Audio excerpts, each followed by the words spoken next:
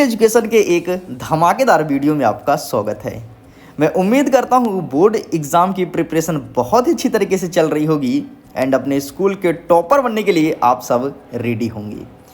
मेरे बच्चों का यही मैं चाह रहा था कि प्लीज़ मिडिल एजुकेशन कक्षा 10वीं की इंग्लिश का पूरा लेक्चर कंप्लीट कीजिए एंड फाइनली अब आपके सामने लेक्चर नंबर 3 प्रेजेंट करने जा रहा हूँ। देखिए स्टूडेंट, पूरा का पूरा इंग्लिश में ऐसे समझा दूंगा कि बिना पढ़े भी आप बेहतरीन मार्क्स गेन कर पाएँ।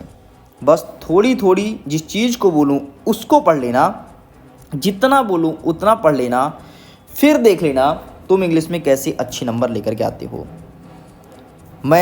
मुझे पिछले 4 साल से पढ़ाने का एक्सपीरियंस है और मैं उस एक्सपीरियंस के बेस पे कह रहा हूँ कि डेफिनेटली इंग्लिश में आपके अच्छे मार्क्स आएंगे। देखिए पूरा का पूरा मैं कोर्स कवर करूंगा आपके परीक्षा अध्ययन वर्ष 2024 से।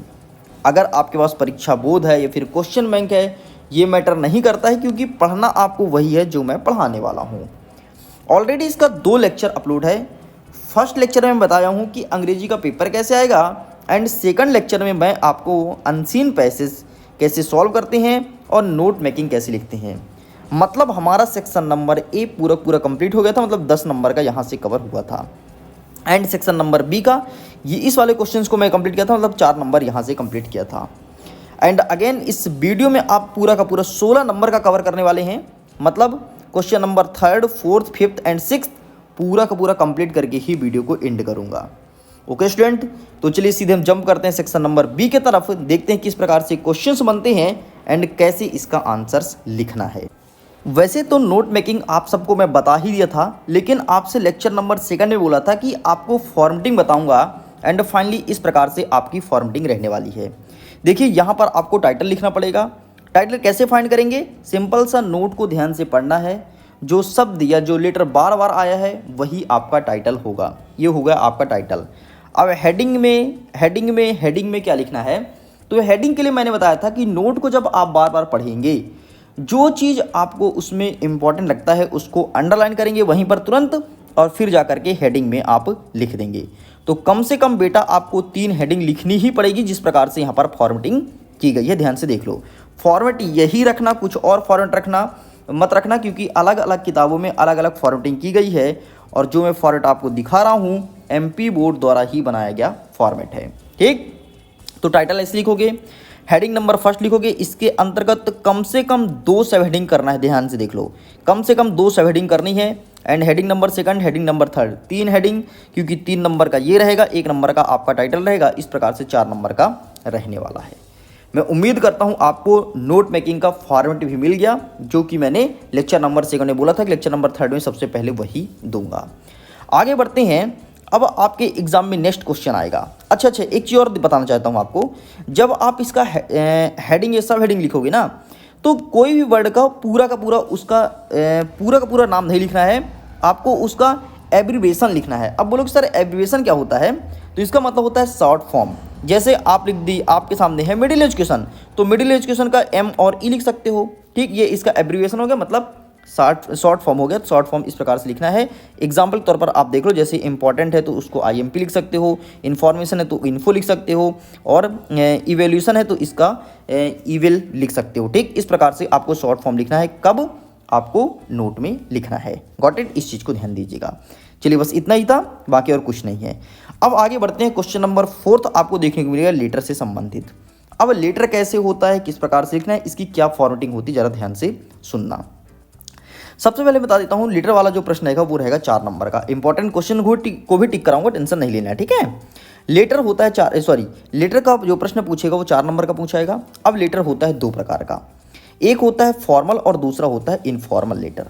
अब देखो, सबसे पहले समझो आखिरकार फॉर्मल लेटर क्या होता है। तो जब हम कोई पत्र किसी कार्यालय को लिखते हैं, किसी संस्थान को लिखते हैं जो कि सरकारी हो, ठीक है, जैसे आपका नगर पालिका, नगर निगम हो गया, स्कूल हो गया, कलेक्टर साहब को लिखते हैं, SDM साहब को लिखते हैं, वो आपका कहलाएगा फॉर्मल लेटर।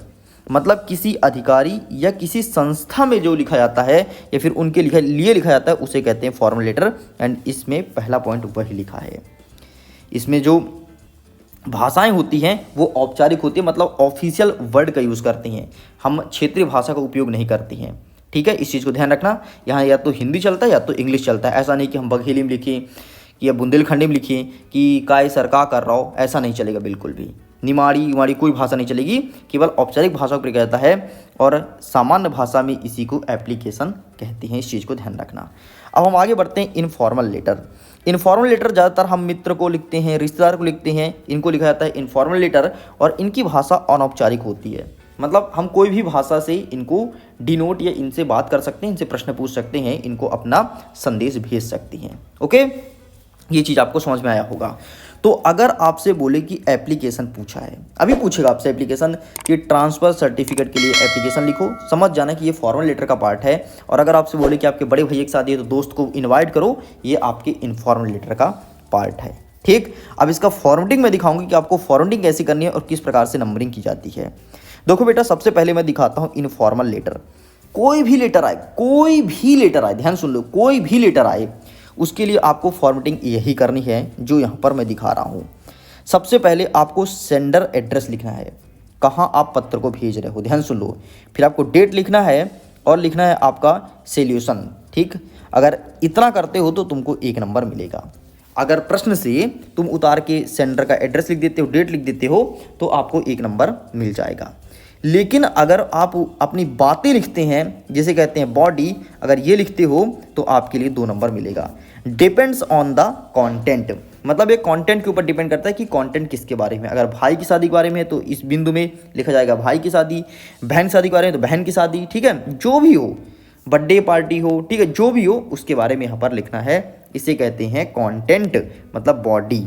और अंतिम में आपको लिखना है complimentary close and subscription and name, मतलब अब आपको अंतिम जैसे नहीं लिखते एप्लीकेशन में कि आपका भवदीय शिष्य, ठीक, इस प्रकार से फिर अपना नाम ये सब लिखते हो। तो ये जब अंतिम में तुम अपना नाम वगैरह लिख दोगे, इसके लिए मिलेगा 1 नंबर। ये है तुम्हारी फॉर्मेटिंग। इस प्रकार से एमपी बोर्ड नंबर देता है, इस चीज़ को ध्यान रखना। अब आपने इसका फॉर्मेटिंग देख लिया, अब एग्जाम्पल के तौर पर समझो कि किस प्रकार से लिखना है। देखो, सिंपल सा आपको एक क्वेश्चन दिया जाएगा जो कि सिंपल लेटर है। ठीक, यहाँ पर आपके सामने प्रेजेंट कर रहा हूँ कि यू आर मोनिका, तुम्हारा नाम मोनिका है, तुम्हारा एड्रेस लिखा गया है कि A10 आस्था परिसर। ठीक, यहाँ पर आप रहते हो भोपाल में। ठीक, ये जो एड्रेस है बेटा, देखो बहुत सारे प्रश्न का उत्तर तो आपको यहीं पर दिया है। ये जो एड्रेस है, सिंपल सा इसी एड्रेस को आपको पहले लाइन में लिखना है और ये डेट लिख देना है। बस इतना करोगे तो आपको मिलेगा 1 नंबर। अब बताओ, इसी में उत्तर छिपा है ना? आप बताओ, इसी में उत्तर छिपा है ना? अब बताओ, बिना पढ़े आप क्या नंबर नहीं ला सकते हो? बस इतना आपको पहला लाइन उठा करके ये लिख देना है, यहाँ पर ये एड्रेस और भोपाल, और डेट लिख देना है। डेट कब लिखोगे? जिस दिन तुम पत्र लिख रहे हो, इसके लिए आपको 1 नंबर मिलेगा। आगे बढ़ते हैं। Write a letter to your friend, अपने दोस्त को पत्र लिखो। दोस्त का नाम क्या है? आरती।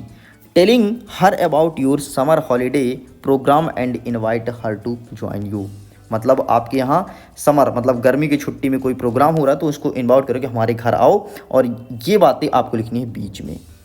ठीक, बीच में लिखनी है। हो सकता है ये बहुत सारे स्टूडेंट्स को कठिन लगे, लेकिन मैं इसके लिए भी सरल तरीका बताता हूँ कि कोई कठिन नहीं है। केवल आपको यू हैव वगैरह ये सब वर्ड थोड़ी थोड़ी सीख लेना। बाकी ये भी दिखा दूंगा कि बेस्ट फॉर्मेटिंग क्या होती है, टेंशन मत लो। और बाकी पीछे का पूरा उतार देना, यहाँ से लेकर के यहाँ तक, बस बीच में लिख देना, बीच में लिख देना, बिल्कुल तुम्हें पूरे नंबर मिल जाएंगे। ठीक, यही बातें बीच में लिखनी है। एंड अंतिम में तुम योर लविंग फ्रेंड्स मोनिका अपना नाम लिख दोगे तो इसके लिए 1 नंबर। इस प्रकार से फॉर्मेटिंग होती है। 1 नंबर ऊपर, ये 2 नंबर, ये नहीं 1 नंबर। ठीक है, अगर तुमसे ये नहीं बनता कोई दिक्कत नहीं, ऊपर वाला लिख लोगे, नीचे वाला अपना नाम लिख लोगे। यदि इतना लिखोगे 1 नंबर मिलेगा। और बीच में गलत शब्द कुछ भी लिख देना, कुछ भी लिख देना, कुछ भी मतलब इसी को उतार देना। राइट अ लेटर हटा करके, ठीक है, ये फ्रेंड बिठा के कि यहाँ आकृति से लिख करके, और बीच में कुछ भी लिख देना जोड़ तिंगोड़ के अपने से बना करके। तुम्हें 4 में से हम कहते हैं 1 नंबर ऊपर का सही से मिल जाएगा, 1 नंबर नीचे मिल जाएगा। और यहाँ 2 में से कम 1 नंबर देगा। अरे हम 1 नंबर नहीं तो आधा नंबर तो देगा। ये बताओ कितने नंबर पा गए? 1, 2 और 2.5। 4 नंबर के प्रश्न तुमने 2.5 नंबर पा गया फ्री का। अब बताओ, आपसे लिखते नहीं बनेगा क्या? आसानी से कर पाओगे ना? मैं उम्मीद करता हूँ समझ में आया होगा। चलिए अब आगे हम देखते हैं आपका स्क्रिप्टिंग क्या रहेगा। ये देखो भैया, ये रहेगा आपका स्क्रिप्टिंग।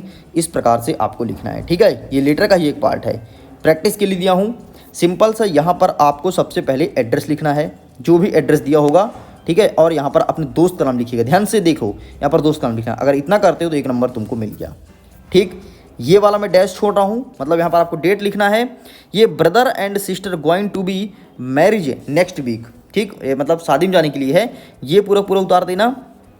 और यहाँ पर आप डेट लिखना कि कब से कब अटेंड कर रहे हैं और मैरिज सेरेमनी किसकी मैरिज है, इतना कर दोगे, ये तुम्हारा फॉर्मेट हो गया। और अंतिम में अगर तुम अपना नाम लिख दोगे और थोड़ी दोस्त को प्यार वाली बातें लिख दोगे तो इसके लिए 1 नंबर। अब हम फॉर्मल लेटर को समझने का प्रयास करते हैं। फॉर्मल लेटर लिखने के लिए सबसे अच्छी फॉर्मेटिंग मैं तुमको बताने वाला हूँ, जो कि फॉर्मेटिंग तुम्हारे सामने है। सबसे पहले यहाँ पर लिखना है टू, और यहाँ पर लिखना है एड्रेस ऑफ सेंडर, किसको भेज रहे हो, जैसे to the higher secondary school Rewa, जो भी लिखना हो वो यहाँ पर लिखोगे। और सब्जेक्ट क्या है आपका, सब्जेक्ट तो आपको प्रश्न में ही दिया रहता है, जैसे subject N application for living, ठीक है, या फिर subject N application for transfer certificate, कुछ भी हो, एक्सेट्रा एक्सेट्रा। अगर आप इतना लिखते हो टू अपने स्कूल का नाम और सब्जेक्ट इतना लिख देते हैं तो आपको मिलेगा 1 नंबर। समझ गए। फ्री का नंबर बढ़ता है यार, इंग्लिश में फ्री का नंबर बढ़ता है, तुमको अभी मैं एग्जाम्पल थ्रू दिखाऊंगा, टेंशन मत लो, ठीक। तो ये आपको करना है। आगे देखते हैं। अब बॉडी ऑफ लेटर जो आप लिखते हो ना, sir most respectfully I beg to say that I am a student of class 10th in your school, my father has been transferred Jabalpur to Shahdol, so I can not continue my study for future here, ये सब बातें जो लिखते हो इसके लिए मिलता है 2 नंबर। लेकिन जब आप लिखते हो thank you so much sir और अपना नाम लिखते हो your obediently people, my name is Ashish, my district Shahdol, district लिखा है तो sorry, my name is Ashish, my roll number, ठीक, यदि इतना लिखते हो तो 1 नंबर। तो हम कहते हैं प्रश्न में ऊपर वाला और नीचे वाला तुम्हें अपना नाम तो पता ही होता है, जब तुम्हें नाम लिखने का 1 नंबर मिला तो क्यों नहीं लिख रहे भाई। इस प्रकार से 2 नंबर तुम्हारा बन गया। और एप्लीकेशन लिखना तो लगभग सब में सेम होता है, अभी मैं फॉर्मेट भी दिखा दूंगा। यदि वो लिखते हो तो हम कहते हैं 2 नंबर का है, 2 में से 2 सही नहीं होता तो 1 सही होगा, 3 नंबर आपका मिल गया, 4 में से 3 नंबर तुम ले गए। जो तुमसे प्रश्न नहीं बन रहा था उसका तुम नंबर ले गए, क्योंकि तुमको मिडिल एजुकेशन ने फॉर्मेट दिखा दिया कि किस प्रकार से नंबर मिलता है और समझा दिया। मैं उम्मीद करता हूँ ये चीज़ समझ में आया होगा। अब एग्जाम्पल के तौर पर समझो। एग्जाम्पल में क्वेश्चन दिया है write an application to the principal of your school asking 3 days leave you are ill, मतलब तुम्हें फीवर है तो तुम 3 दिन की छुट्टी लो। आओ लेके दिखाते हैं। सबसे पहले यहाँ पर जो डेट लिखा है आप ऐसे डेट लिख सकते हो, कोई दिक्कत नहीं, नए फॉर्मेट के अकॉर्डिंग डेट आप लिख सकते हैं, इस चीज़ को ध्यान दीजिएगा। आगे बढ़ते हैं। अब लिखेंगे to the principal government higher secondary school Bhopal, subject में लिखेंगे an application for leave 3 days, ये भी लिख सकते हो, या फिर इतना लिखो कि एन एप्लीकेशन फॉर लीव, इतना ही लिखो चलेगा, ठीक, बहुत अच्छा फॉर्मेटिंग किया गया है। और अगर इतना लिखते हैं तो बेटा मिलेगा आपको 1 नंबर, मिल गया 1 नंबर। अब देखो सर, देखो बहुत छोटी लाइन लिखी है, 2 लाइन में कंप्लीट कर दिया। Sir I am student of class 10th, सब में ही लिखना। आई एम इल, मुझे फीवर है। I can not come to school for 3 days, में 3 दिन स्कूल नहीं आ सकता। I want 3 days leave, kindly grant me leave 3 days, खत्म। इतना लिख दोगे तो मिल गया 2 नंबर। और अंतिम लिख दो thank you your obediently name, इतना लिख दो तो मिल गया 1 नंबर। अब बताओ क्यों नहीं मिलता इंग्लिश में फ्री का नंबर, मिल गया ना फ्री का नंबर। कुछ नहीं, ऊपर वाला तुमको पता था कि भाई छुट्टी के लिए लिखना है, यहाँ पे लिखा ही था, ये देखो ये लिखा है, देख लो, ठीक, पूरा पूरा देखो, ठीक, छुट्टी के लिए लिखा है तो आपको इतना लिखना है, छुट्टी के लिए चाहिए, ठीक। और यहाँ पर अपना नाम हम पता ही है, 1 नंबर पा गए। इस प्रकार से आपको लिखना है इंग्लिश में लेटर। उम्मीद करता हूँ दोनों की फॉर्मेटिंग आपको समझ में आई होगी। अब चलिए फटाफट फॉर्मल और इनफॉर्मल दोनों प्रकार के प्रश्न को टिक कर लीजिए। सबसे पहले कहता है 3 days की छुट्टी के लिए, ये आपके एग्जाम में आएगा, ठीक है, इसे अच्छे से प्रिपेयर कर लीजिएगा। नेक्स्ट कहता है principal write an application to your principal 10 days leave account, नहीं पूछेगा, एक second, account of the marriage your brother and sister marriage, नहीं पूछेगा, कोई दिक्कत नहीं, स्किप कर दो, क्योंकि ये हमेशा पूछता है लेटर में, एप्लीकेशन में कभी नहीं पूछता, ये आपने स्किप किया।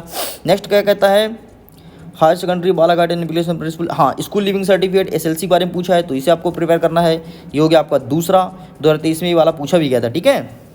नेक्स्ट कहता है school issue from book bank, ये भी आपके एग्जाम में आएगा, इसे भी अच्छे से प्रिपेयर करना है। नेक्स्ट आपको देखना है कैरेक्टर सर्टिफिकेट CC, ये आपको प्रिपेयर करना है, ठीक है, इतना आपके एग्जाम में देखने को मिलेगा।